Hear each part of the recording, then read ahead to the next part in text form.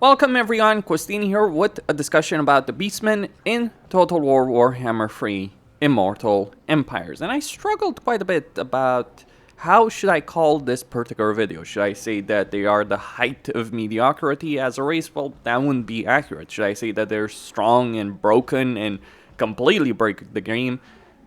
That it would be accurate as well. Should I say that they're lame and boring? Yes. I think ultimately they are a complete mess of a race, which probably fits them very well thematically, but yeah, it isn't necessarily a great situation. I wish to stress out that back when the Beastmen were reworked at the very end of Warhammer 2, I was very much a fan of Taurox and their rework. Partly because they ignored certain issues that Warhammer 2 had. Oh, public order is an annoyance to deal with because of the constant rebellions. Well, Beastmen ignore that. Oh, corruption is an annoyance. Yes, the previous system of corruption was not great, and I certainly hope Creative Assembly does not go back on that. More on that in a future video. But Beastmen ignored that. Oh, diplomacy is an irrelevancy. Well, Beastmen ignore that. But here's the thing. Warhammer 3 fixed a lot of those issues, be it corruption, public order, the constant rebellions, the issue of diplomacy. And so Beastmen have kind of been left behind. You could say that they are a limited race within the context of Warhammer 3 Immortal Empires. So let's talk about them and how they really end up playing as a very, very messy race. The Beastmen do not hold regular settlements. The only settlements that they can hold are hearthstones. And there's only so many of these hearthstones you can have active at the same time until you perform a ritual, in which case you get another hearthstone shard. So you can have a lot of hearthstones on the campaign map, but in reality, you don't care about the hearthstones you've set up once you've completed the ritual, unless they're in a special settlement, like say the Oak of Ages, because those will grant you certain substantial benefits, like 4% missile resistance for all units gained from the Oak of Ages, as an example. But outside of that, other regular hearthstones, you don't necessarily care about it, except to deny the enemy the ability of using territory. So what you're doing as the Beastman is you're not conquering territory, you're creating situations on the campaign map where the AI cannot even take that territory in the first place, unless they declare war on you and take your hearthstone. Which, if you care about it, is a fairly tall order for the AI to overcome your defenses. For a couple of reasons. One, the hearthstone garrisons are fairly solid enough to be able to resist a decent amount of opponents, though certainly not full stacks led by legendary lords. But here's the other thing.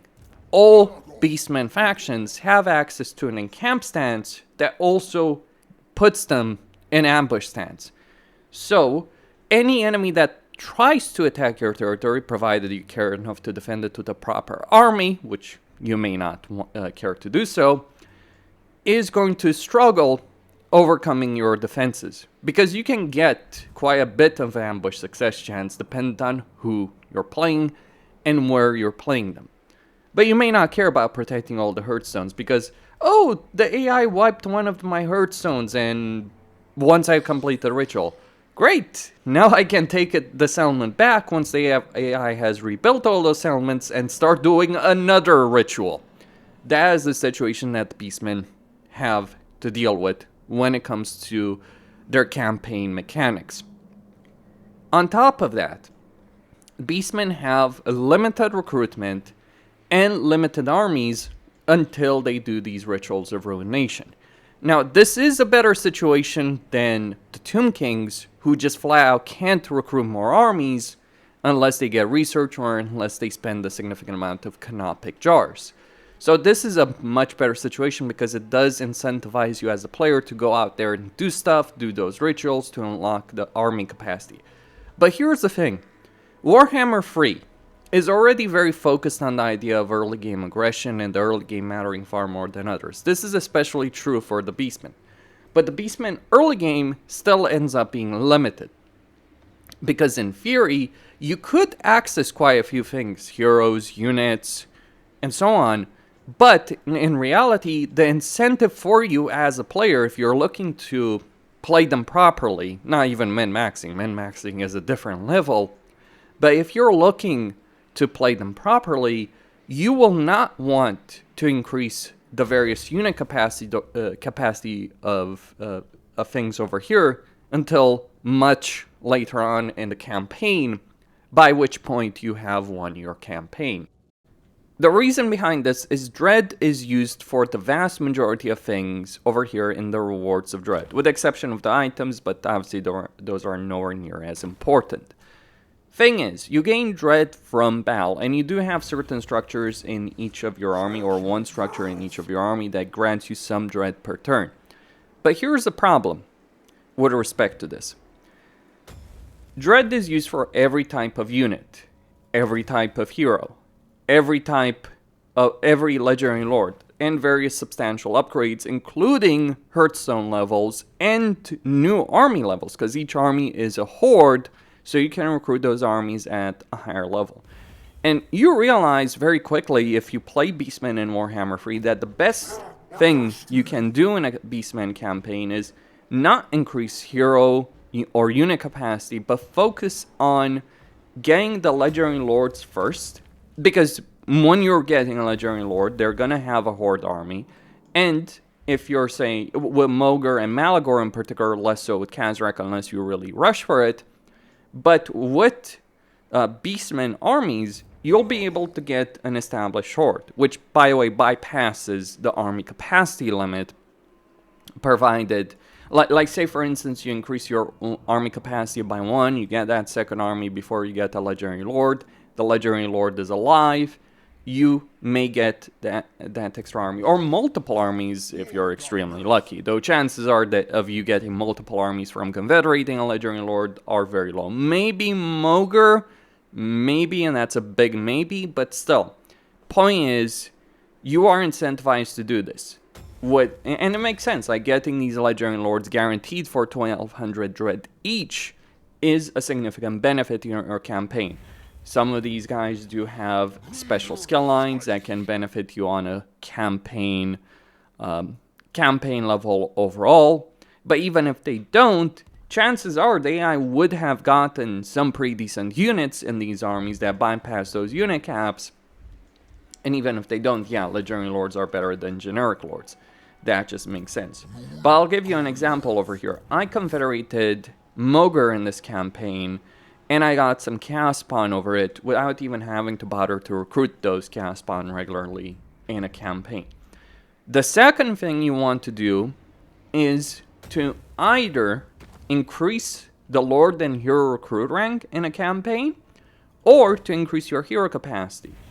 But here's the thing, if you're playing Tarax, who has the best Beastmen campaign overall, because the variety in Beastmen Legendary Lord campaigns just isn't there, but if you're playing Tarax, what you would want to do actually is play through an entire rampage, get the Cataclysm rampage, save up a lot of Dread, and then increase the capacity of one particular hero over here, or Minotaurs, though most likely you're better off going with Gorbals, increasing that capacity for Gorbals by a significant amount, because your cost of doing so is going to be significantly reduced. So over here, for instance, I have increased Gorbal capacity by 9 because of that particular event. And you can do this with every hero type in Minotaurs, which are really good units for Tarax in particular. So my point is, a lot of variety that you might have in a campaign, because you do have varied units. You have cavalry units, infantry units, chariot units, flying units, big monsters, small monsters. A lot of this variety ends up being pointless, because by the time you can actually access this variety, you've already won the campaign. And realistically, even if you ignore everything I just said about using Dread for legendary lords, for heroes, for hero ranks, and lord ranks, and even army capacity, which you can increase over here, even if you ignore all of that, it's not like you're gonna get the best units early on. by the time you have access to the interesting stuff, again, your campaign is effectively over. Never mind that it is incredibly difficult to lose a campaign as the Beastman because you need to lose all of your hurt zones and all of your armies. Armies that can move in and camp ambush stands that AI just doesn't know how to deal with. And these armies can replenish deep in enemy territory and can recruit full on the entire roster of Beastmen deep in enemy territory. This ends up being ridiculous. And then on top of that, you have Tarx's momentum mechanic. Once you get to a harsh rampage being completed, you have his momentum mechanic, which allows you to replenish his movement range fully so you can go from battle to battle to battle to battle. All of this is extremely powerful, but it is also incredibly tedious, because you're going to be relying on one unit of each type that you might get, that you might be able to recruit, provided you get the structure, one hero of each type, and then you will rely on Regiments Renown and Ungor Raiders. So a lot of the variety that Beastmen have in terms of their unit roster just isn't there. You have no incentive whatsoever to increase unit capacity for any of the units over here at the top, or even Gors. Like, basically, over half your entire unit roster, you have zero incentive to increase their capacity. You are much better off increasing Tangor capacity in a campaign, Chaos Spawn capacity, Bestigor capacity, Minotaur capacity, and the big monster capacity than increasing things like Pestigors, for instance, let alone things like Ungor melee units or Harpies and Manticores. What's the point? So a lot of the variety ends up flying out the window. And yes, you can win a lot of battles each turn. In fact, you're incentivized to do so because there are certain research that have to be unlocked in certain ways. Like, for instance, perform 5 successful hostile hero actions against your enemy. Or fight 4 battles in the same turn to get 10% campaign movement range. But on top of that, your diplomacy is effectively non-existent, with the exception of Chaos factions, and there's only so many of those factions. Everyone else, and yes, Gavenar, a Chaos faction, everyone else, you basically have the ability of declaring war or getting a peace agreement. That is it. Or demanding payment or something like that, but good luck with that. So that is an incredibly limiting situation, which makes the Beastmen feel far more limited as race than many others as well. Again, it was better in Warhammer 2, considering the meta of Warhammer 2, but in Warhammer 3, I just don't think they've made the transition very well.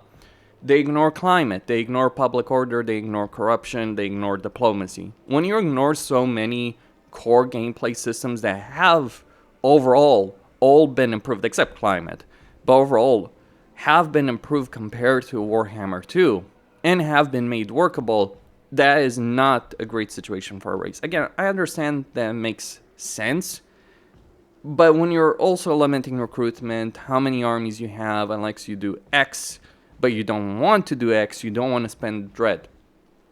I feel like Chaos Dwarves with unit caps or Tomb Kings are actually better in this respect, because at least in Tomb Kings, yes, you do want to unlock the higher tier units, but say for instance you want to get artillery, well, you're going to increase unit capacity along the way for other stuff you wouldn't necessarily recruit otherwise. So Tomb Kings are in a better situation than Beastmen in this respect.